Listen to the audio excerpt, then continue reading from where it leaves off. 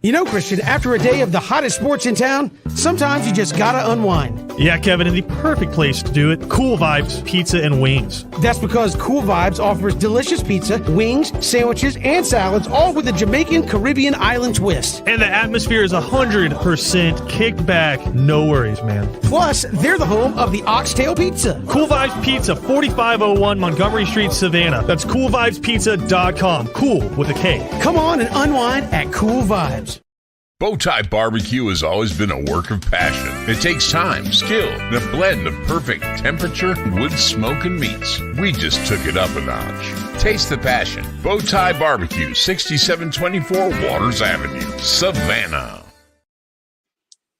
Hey, what's going on, everyone? Christian Gokel back with our BC Summer Series here as we preview the 2024 Benedictine Cadets. I'm really excited for today because we got the guy who's kind of the mastermind behind BC's success on offense. Offensive coordinator AJ DeFilippis. He's a guy who played quarterback for your Cadets at Savannah State and now is controlling one of the most explosive offenses in the state. Coach, we appreciate you taking the time. I know it's a busy time for you guys over at BC, not just your kids, but youth camp going on as well for the Cadets. So a busy time, but that just means the season's right around the corner. Yeah, I appreciate the kind words. It's good to be here. We're excited, man. It came on as fast as it always does, and we've got a heck of a schedule to look forward to, and we are thrilled. I was going to say it's pretty much 365 now. As soon as the season ends, you're getting ready for the next one. How many, if you had to guess, like actual days off consecutively have you had so far, or has there been any? We had the dead week in July, and then we had the dead week, around Memorial Day, which was great to just get away and kind of decompress. But outside of that, really since January, we've been at it. But that's what it takes these days to do what we're doing. So it's been good, really good. And coming off of a bunch of really successful seasons, I mean, going back even 4 years ago, semifinals appearance and back-to-back state championships, and then make it another deep run into the playoffs last year. Just kind of talking to some people this offseason, it might not seem like, because everybody's like high school, there's a lot of turnover, just like college, you got guys coming in and out, but you guys are going to have your third starting quarterback here over 4 years, which a lot of times you got one guy that comes in, he's a superstar, plays either freshman or sophomore year, and you have your quarterback for 3 or 4 years. You guys have had some turnover. It's a good and bad thing because you guys are really good quarterbacks, but also it means you've had to change up what you're doing a little bit each and every year. Kind of a unique challenge coming into this season. I think the thing is each quarterback and player even has their own strengths and weaknesses.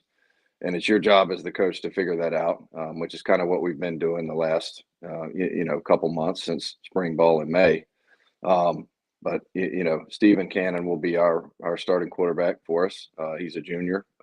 He's a guy that sat behind Luke Cromenhawk, obviously now at Florida State for 2 years, something he chose to do and handled it beautifully. And he's got his time to shine now. I'm thrilled to work with him, and wondering what we did to gain 3 quarterbacks in a row like this. So we're really excited. And I do want to talk about Steven, and we'll get to the rest of the guys on offense, because I think it has a chance to be a really fun year. But I just covering another team in my past, they're a heavy option team, and coaches always got it when they're talking to the media. You got to present a united front. So he would always say, "Man, we're a running football team. We're a running football team." And they happen to beat a team with a really good quarterback. And after the cameras turned off, he looked at all of us media people and said, "If I had that quarterback, I'd throw the ball every play." So it's just like you said, it's every year it's a little bit different, and you got to play to the strengths of the guys on your team. That's part of it. It's high school football at the end of the day. We can't go out and hand select recruits and whatnot like the college level can. So you have to be versatile enough offensively to be able to fit the strengths of, again, not just the quarterback, but all the players. I think we are. We kind of have a mutt of an offense that really can, utilize multiple schemes. But usually at the end of the day, it comes down to offensive line play and good quarterback play, and that's something we've really prided ourselves on. For Stephen Cannon, really like you said. Yeah, Stephen Cannon's the next in line behind Holden Gerner and a Luke Cromenhawk coming in. I even go back to the Ionones. You've had some really excellent quarterbacks come through BC. I asked him a little while ago, to compare and contrast himself to some of those quarterbacks, and he said he's kind of like a good merge between Luke and Holden. Everybody sees the arm, but he wants people to know about his kind of physicality in the run game. Just you calling plays, how do you feel like you're going to be able to utilize him this year? I think I think that's fair. He's a great blend of both. He can make just about every throw on the field, whether it's on the run or in the pocket. He's just under 6'3" and almost 200 pounds. I think he power cleaned 275 pounds, last week. So Yeah. he's going to be involved in the run game. He's the 11th defender that, a defense has to account for.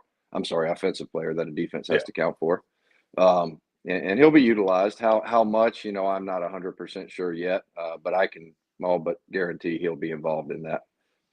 Now, how much easier does it make your job having all 5 guys back across the offensive line, along with some depth issue? Yeah, it's a breath of fresh air, and really when you look at the players, you've got some studs up there. So, it definitely is a breath of fresh air. I think our pass protection will be very firm and solid. I think that's great for a first year quarterback.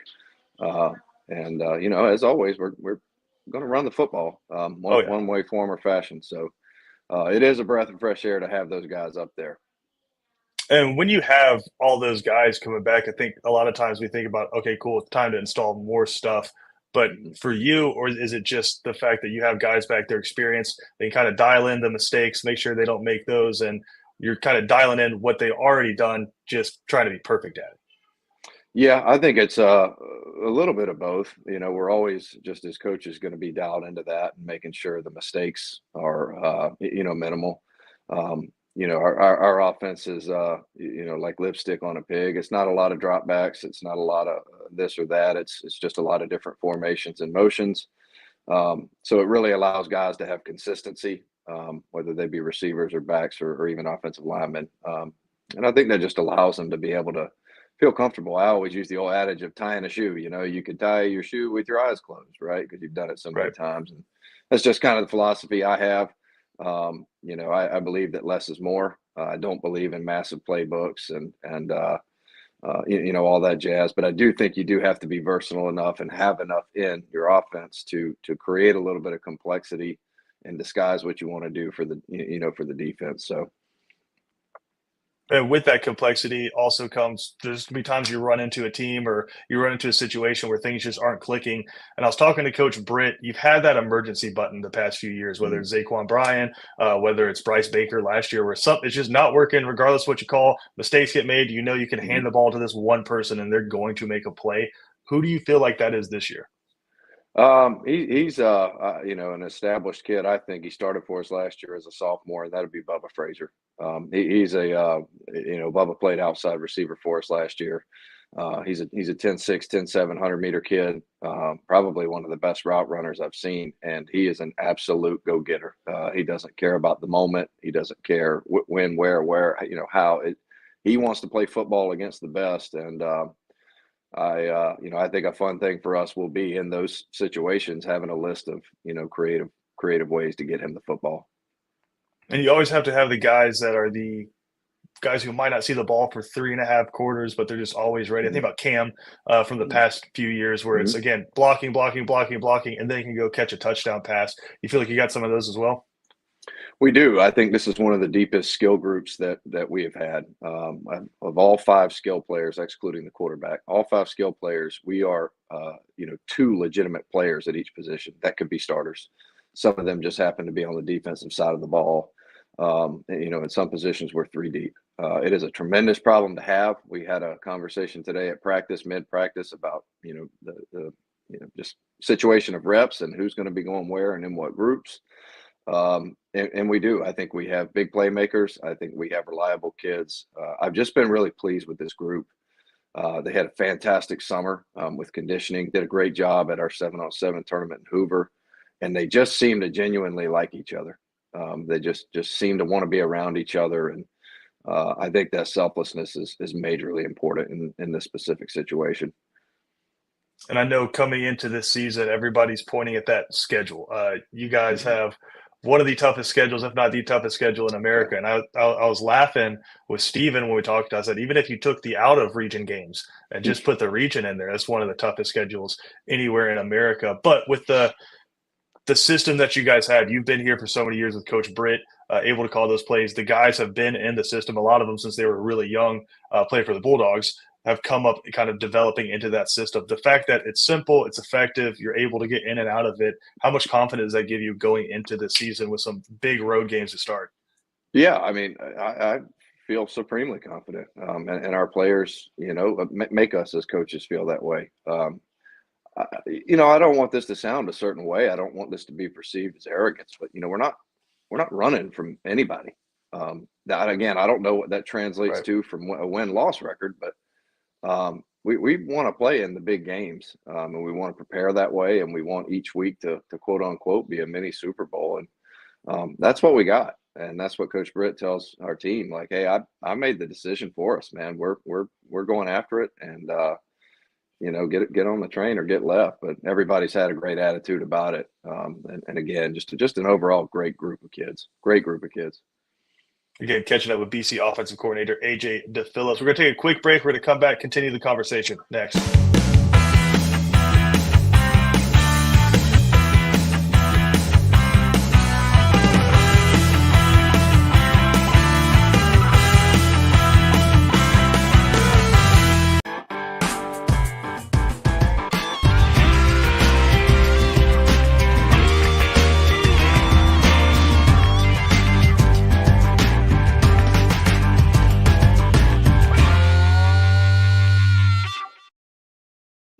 Continuing our conversation here with BC offense coordinator AJ DeFilippis. Coach, your running back room, it's an interesting spot because it's guys who are either a running back or guys who can play linebacker, receiver, come in or just going to get a handoff. I know it's been a little bit different over the past few years each year. What does it look like this year? Do you have a guy who is a predominant running back, or do you think it's going to be kind of a by committee approach? We do. We have a guy that's going to start for us, and that'll be sophomore Stanley Smart. He'll play. He's a 10th grader. He'll be in the backfield next to Steven.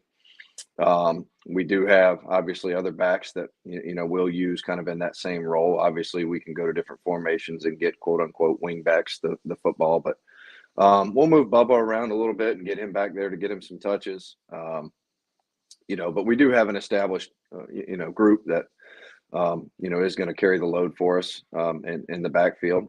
Stanley's a 10-600 kid, goes off and runs at all these big time meets and again, almost, 200 pounds, 5'11", 200. So good kid, smart kid. We just are excited to get him acclimated to big boy football. And, he's got some big shoes to fill.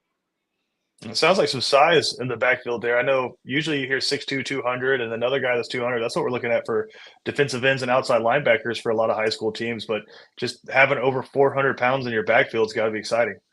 It is. If you look at Stanley, you go, golly, Yeah. He has physically matured, done a fantastic job in training and in the weight room, just with his effort. And again, that 100-meter time is sure good. So, Right.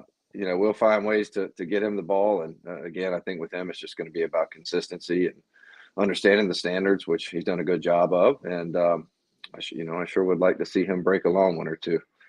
Or three. Yeah. I know you've had some guys the past few years that have played a lot of football. So that pass pro was something where you guys, if you needed to take some shots and have a running back stick in there and get a backer, you felt pretty comfortable with. But with a sophomore there, is that one of the key points of development so far this offseason?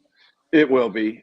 It's again, he's got a great, defense to replicate that against in our own at practice, but he really won't get a ton of reps at that. But it will be. That'll be something that'll be difficult. The defensive fronts at this level are just massive, and that will be a challenge. We'll utilize Larson Little a little bit. Larson is obviously a starting linebacker for us. We'll utilize him and try to play on his physicality.